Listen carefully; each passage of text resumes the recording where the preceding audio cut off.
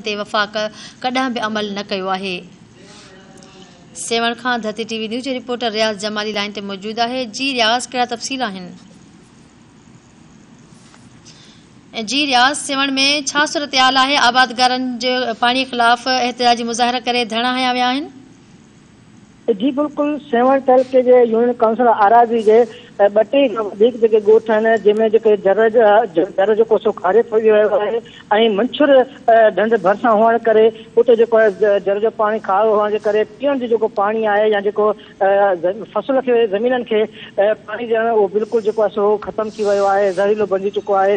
अॼु जेको आहे सो यूसी आराज़ी खां जेको आहे 30 खां वधीक जेके ॻोठ आहिनि मोटरसाइकिल ते ऐं जेको 18 किलोमीटर जेको आहे सो मार्च करे सेवा प्रेस क्लब पहुता उते जेको उन्हनि एहतिजाजी मुज़ाहिरो कयो आहे। एहतिजाजी जेको अॻवानी कंदड़ कमाल कासकेली, निज़ामुद्दीन गद्दी, इमाम अली ॾेठो ऐं जेको आहे सो रज़ा पंवर चयो आहे त गुज़र 20 सालनि खां वठी असां वटि जेको आहे सो जर खारा कया आहिनि। वॾे वज़ीर जे तक हुअण करे जेको आहे सो असां खां सिंधू दरिया जेको 18 किलोमीटर परे आहे।